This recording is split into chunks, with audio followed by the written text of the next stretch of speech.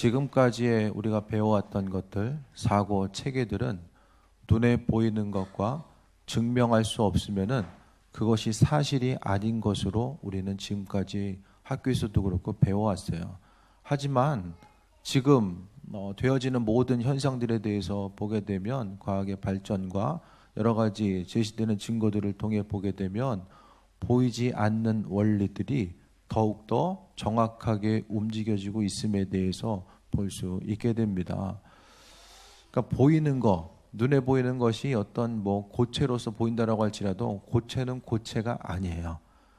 그 안에 있어서의 물질에 대해서 구성하고 있는 원자의 부분들 계속해서 들어가다 보면은 그것은 하나로 고정된 고체의 문제가 아니라 그것은 어떤 입자로서 될 수도 있고 또 하나의 움직임의 현상, 안에서는 끊임없이 움직임이 있는데 겉으로 보기에는 고체로서 굳어진 것으로 보입니다. 그러니까 우리가 보는 것은 사람이 알고 있고 또 생각하는 그것을 근거로 해가지고 모든 것에 대해서 판단하는 것이 이제는 정말로 힘들고 또 어리석은 모습이 될 수밖에 없다라는 거예요. 그러니까 우리의 삶의 모습은 보이지 않는 것이 훨씬 더 정확한 원리에 의해서 움직여지고, 그러니까 지금까지 앞으로의 시대 자체는 아이들이 이제 성장해 나아가면서 보는 것이 전부가 아님에 대해서 배우다 보니까 그것을 통해서 어떻게 생각하면 더 믿음을 갖기가 수월한 시대가 앞으로의 세대가 될 수 있다라는 거예요. 우리는 앞서도 이야기했던 것처럼 증명이 돼야 되고 또 어떤 이론에 의해서 또 보여지고 또 증거되는 것이 아니면은 없는 것이나 허무맹랑한 것으로 여겨지는 시대를 살아왔는데, 하지만은 신앙의 영역뿐만 아니라 과학의 영역도 마찬가지고 보이는 것이 전부가 아니다라는 것을 우리는 날마다 기억해야만 합니다. 오늘 말씀을 통해서 하나님은 날마다의 삶의 여정 자체가 쉽고 편안한 삶의 연속이 아니라 사단이 우는 사자와 같이 삼킬자를 찾아다닌다라고 오늘 이야기하고 있습니다. 그래서 근신하고 깨어라는 것은 신앙인들이 날마다 세상을 살아감에 있어서 이 세상 자체가 그냥 눈 뜨고 하루하루 지내는 그냥 평범한 일상이 아니라 세상은 신앙인들에게 있어서 전쟁터입니다. 평화롭게 보이고 그냥 평범한 일상이 반복되는 것처럼 보여도 이 세상이 바로 전쟁터라는 거예요. 그것에 대해서 성경은 분명하게 이야기하고 있습니다. 믿는 사람들이나 믿지 않는 사람들이나 보이지 않는 세계, 또 악의 세계, 또 사단의 영역들, 그 부분에 대해서 인식하고 살아가는 사람들이 많이 있죠. 특히 신앙인들은 보이는 것이 전부가 아니다라는 것, 성경을 통해서 마찬가지입니다. 하나님 안 보이지만은 안 보인다고 안 계시는 것이 아닌 것처럼 하나님에 대해서 인정한다는 것은 영적인 실체에 대해서 인정하는 것이고, 그 영적인 실체에 대해서 인정한다는 것은 선한 하나님의 능력과 악한 사단의 세력이 있다라는 것을 이야기합니다. 성경 보았을 때 예수님께서 귀신을 내어 쫓으시고 또 치유하고 회복하시는 모습들에 대해서 우리가 보게 되는데, 이 말씀 보면 옛날에 그런 것들이 있었나 보다. 그러니까 어떤 귀신을 내어 쫓는 사역들, 이 모든 부분들을 어떤 상징적인 하나의 그 의미성 자체, 비유와 상징으로 받아들여서는 안 됩니다. 이 사역들 한 가지 한 가지는 주께서 이 땅에 임하시고 인도하시고, 오늘 에베소서 6장의 말씀을 통해서도 세상의 공중권세 잡은 자, 사단이 하나님과 같이 데려가려 하다가 쫓겨나서 세상에 여기 와서 또 맨 마지막에 지옥에 묻힐 때까지 사단은 믿는 사람들을 죽이고 또 지옥으로 끌고 가기 위해서 지금도 힘쓰는 것,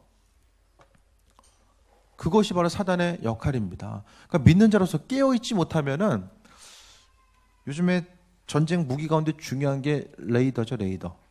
전투기도 중요한 게 레이더입니다. 얼마나 고성능의 레이더를 갖고 있느냐가 전투기의 성능을 이야기하거든요. 레이더가 중요한 것은 먼저 봐야 돼요. 못 보면은 맞힐 수가 없잖아요. 그러니까 지금도 마찬가지입니다. 성경은 눈에 보이는 것과 보이지 않는 세계가 있다라고 이야기하는데, 날마다 삶을 통해서 보이는 것만 보면서 판단하려고 하다 보니까 도무지 이해할 수 없는 일들이 많이 생기고 또 그 가운데서 어려움 당하는 일들이 있다라는 거예요. 보이는 것으로 해서만 근거를 살아가다 보면은 우리가 기대하고 생각하는 부분들이 많은 부분 내가 힘쓰고 노력한 대로 이해되어줘야 되고 또 이해할 수 있는 한계치 가운데서 모든 것들이 움직여져야 되는데, 그렇지 못한 일들이 세상 가운데는 우리가 생각할 수 없고 상상할 수 없는 일들이 너무나도 많이 일어나게 됩니다. 쉽게 말씀드리면 상식을 벗어나는 일들이 이 땅에는 너무 많이 존재한다라는 거예요. 그 일들이 대부분 사람들과의 관계성을 통해서 나타나기도 하고 또 여러 가지 다른 현상들에 대해서 나타나기도 하는데, 중요한 것은 이제는 안 보인다라고 해서 이것이 사실이 아니다라는 생각을 깨트리지 못하면은 앞으로의 삶의 여정, 신앙생활뿐만 아니라 여러분이 그 세상을 살아가는 이 과정 가운데서도 사회에 적응할 수가 없는 시대가 점점 더 지금 다가오고 있다는 것을 우리 날마다 기억해야만 합니다. 사단은 믿는 사람들을 넘어뜨리려고 해요. 영은 세 가지가 있어요. 하나님의 영이 있고 또 사람의 영이 있고 악한 영, 사단의 영이 있어요. 그러니까 우리 사람의 영이라는 건 사람의 이제 본성적인 것을 이야기하는데, 사람의 본성과 사단이 사람을 유혹하려고 넘어뜨리려고 하는 그것과 이것이 이제 맞아 떨어지게 되면 그때부터 사람이 어려움을 경험하게 되고 발전적인 모습으로 앞을 향해 나아갈 수 없다라는 것을 말씀드립니다. 그럼 사단이 행하는 것이 뭐냐? 자아중심의 삶의 모습입니다. 창세기 3장 4절에서 5절 읽겠습니다. 시작. 뱀이 여자에게 이르되 너희가 결코 죽지 아니하리라. 너희가 그것을 먹는 날에는 너희 눈이 맑아져 하나님과 같이 되어 선악을 알 줄을 하나님이 아심이라. 첫 번째 특징이 자아중심, 나중심이에요. 세상 사람들이 나를 중심으로 해서 존재해야 돼요. 내 마음에 합한 사람들이 옆에 있어야 되고 내 가족들, 내 주변에 있는 사람들은 내 생각대로 움직여져야 된다고 생각하는 것입니다. 또 세상을 살아가면서 나를 중심으로 보다 보니까 전에도 얘기했던 것처럼 내가 세상에서 가장 우월한 사람이라고 생각하든지 아니면은 세상에서 내가 가장 불쌍한 사람이다라고 생각하는 거예요. 세상에 나보다 더 힘들고 어려운 사람들은 없다라고 생각하는 이 부분들이 바로 자아 중심의 삶의 모습을 이야기합니다. 그러니까 모든 삶의 중심이 나를 향해 있다 보니까 주변 사람들을 바라보고 생각하고 하기보다는 끊임없이 나만 생각하는 거야. 내 소유, 내 건강, 내가 어떤 바라고 꿈꾸는 모든 것들, 그거를 향해서만 계속해서 달려갑니다. 그러니까 나 외에는 주변 사람들이 보이지 않는 것이 사단의 역할이라는 거예요. 나 중심적으로 살아가는 거. 그러니까 오늘 본문을 통해서도 오늘 창세기에서 나와 있는 것처럼 뱀이 여자에게 이르되 너희가 결코 죽지 않으리라. 선악과 먹으면은 눈이 밝아진다라고 이야기하잖아요. 그게 뭐냐면은 선악과의 특징은 눈에 보이는 어떤 열매를 먹고 안 먹고의 그게 아니에요. 선악과의 특징은 옳고 그름의 기준을 하나님의 것을 내 것으로 가져오는 거예요. 그래서 우리 신앙생활 하면서도 옳고 그름이 하나님 말씀이 기준이 아니라 바로 내가 기준이 되는 거예요. 믿음 생활에 있어서 예배는 어떻게 드리고 예물 생활은 어떻게 하고 수고하고 헌신하는 것들 스스로 정해놓은 기준이 있잖아요. 그 기준이 하나님 마음에 합한 거, 말씀이 기준이 되어야 되는데 그 기준을 나로 가져오게 하는 거예요. 그래서 나 중심적인 신앙생활 하는 거. 사람도 신앙생활하면서 좀 남을 위해 줄 수 있고 좀 나누고 베풀 수 있는 그 삶의 모습, 그러니까 나 중심적인 삶의 모습은 그것을 할 수 없게 합니다. 그래서 끊임없이 나를 생각하게 하는 것. 이사야 14장 12절에서 15절 말씀 이제 여기하고 그 다음에서 같이 읽겠습니다. 시작. 너 아침의 아들 계명성이여 어찌 그리 하늘에서 떨어졌으며 너의 열국은 엎은 자여 어찌 그리 땅에 찍혔는고.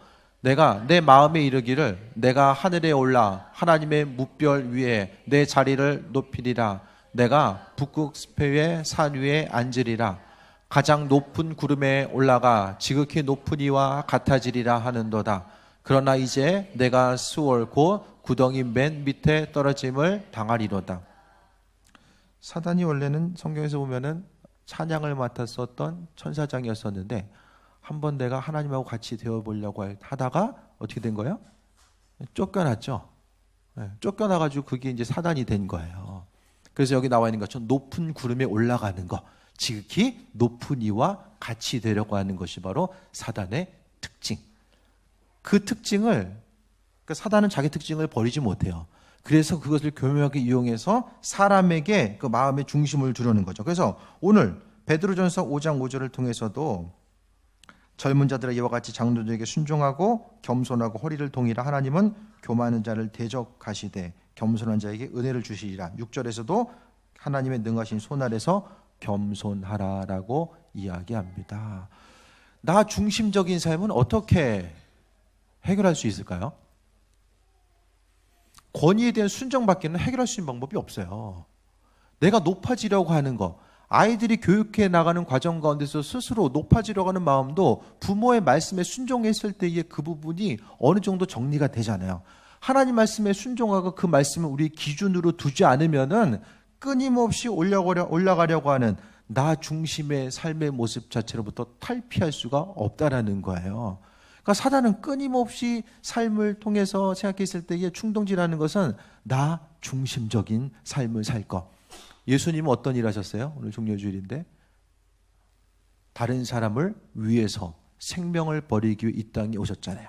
그와 반대적인 일을 사단은 행하게 됩니다. 그래서 끊임없이 나를 생각하고 나를 중심으로 해서 세상 모든 것들을 바라보게 하고 옳고 그름의 기준을 바로 나 자신에게 두어서 한 가지 한 가지를 판단하게 합니다. 나를 근거로 해서 다 판단하게 해요. 그러니까 계속해서 판단하게 하다 보면 뭐가 남습니까? 아무도 없어요. 주변에 결국에는. 판단만 하면 아무것도 없습니다. 사단이 주는 것은 처음엔 있어 보이는데 결국에는 남아있는 것들이 아무것도 없는 이런 현상들이 나타나게 됩니다. 그래서 여러분 어떠십니까? 주님 은혜 가운데 인생이 좀 행복해야 되는데 자중심적으로 살다 보면은 사람이 스스로 생각하는 어떤 삶의 중심, 윤택하고 편안한 삶에 대한 그 중심 자체가 있는데 날마다 나를 중심으로 해서 그것만 생각하다 보면은 그 부분이 채워져 있지 않을 때 인생이 더 이상 행복하지 않은 거예요. 믿는 자로서 우리는 분별력을 가지고 바라봐야 됩니다. 내가 지금 인생을 살아감에 있어서 나 중심적인 삶을 살아가고 있는가, 내가 조금 더 잘 되고 우리 가족들이 조금 더 잘 되는 거기에만 오로지 중심을 두고 살아가게 되면은 그 삶의 여정 가운데는 열매가 없어요. 하나님이 행하신 일들은 열매가 있어요. 그러니까 예수님께서도 열매로서 안다라고 하잖아요. 그 나무가 어떤 나무인지 열매로서 아신다라고 말씀하셨던 것처럼 눈에 보이는 열매 자체가 내 인생을 통해서 풍성함으로 나타나지 못한다라고 한다면 다시 한번 스스로의 삶을 점검해 봐야 됨에 대해서 말씀드립니다. 두 번째가 물질만 구하는 거예요. 읽겠습니다. 요한일서 2장 16절 시작. 이는 세상에 있는 모든 것이 육신의 정욕과 안목의 정욕과 이생의 자랑이니 다 아버지께로부터 온 것이 아니요 세상으로부터 온 것이라. 눈에 보이는 것 자체가 세상으로부터 온 것, 끊임없이 삶에 있어서의 중심과 기준, 또 시간을 보내고 마음의 생각을 쏟는 것 자체가 다 세상 물질, 또 세상에서 이야기하는 거기에 중심이 가 있습니다.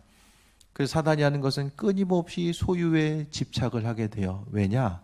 그것이 그러니까 세상을 살아감에 있어서 하나님의 자리를 대신할 수도 있다라고 생각하는 유일한 것이 바로 돈입니다. 그렇기 때문에 내 인생이 행복해지려면 하나님보다는 눈에 보이는 물질이 더 있어야 된다라고 생각하고 또 거기에 마음의 중심을 두기 위해서 계속해서 나아가다 보면 결국에는 하나님의 자리를 잊어버리게 됩니다. 그러니까 세상에 있는 모든 것들이 오늘 성경을 통해서 육신의 정욕, 안목의 정욕, 이생의 자랑, 명예와 돈과 또 환경에 있어서의 어떤 그 성적인 욕망, 이 모든 것들이 이 세 가지에 대해서 말씀하고 있습니다. 그러니까 돈을 쫓고 명예를 쫓고 또 어떤 이성적인 욕망을 쫓아 살아가는 이 모든 것들이 다 하나님이 아니라 세상으로부터 왔다라는 것. 그러니까 사람의 본성은 단순하거든요. 안전하고 조금 더 높아지려고 하고 육신의 본성대로 살려고 하는 사람의 본성을 사단은 그 본성을 이용하게 됩니다. 그래서 다 약한 부분이 있거든요. 사람의 그 약한 부분을 사단은 계속해서 건드려요. 명예에 약한 사람은 명예를 위해서 계속해서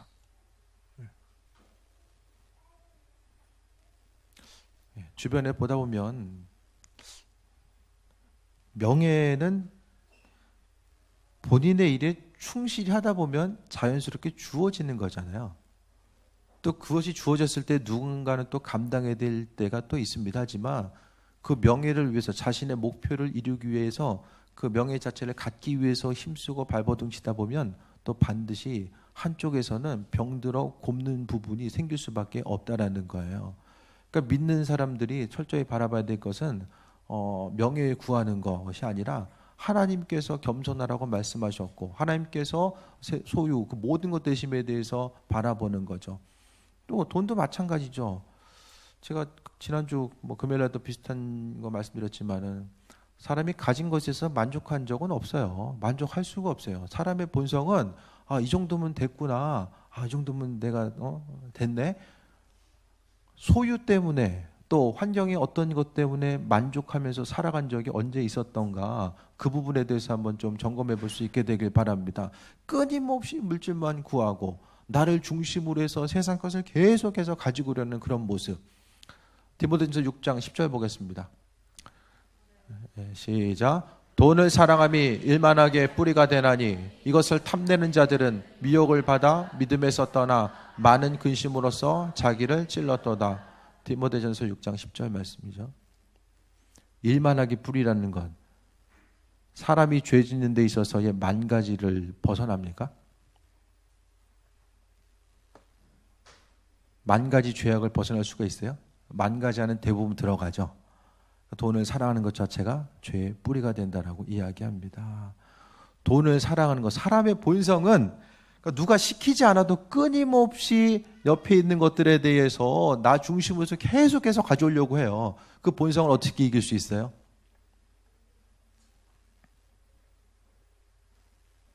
어떻게 이겨요? 들어오고 나가는 거를 맞추려면 어떻게 해야 돼요? 그러니까 0이 되려면 들어오고 나가야죠.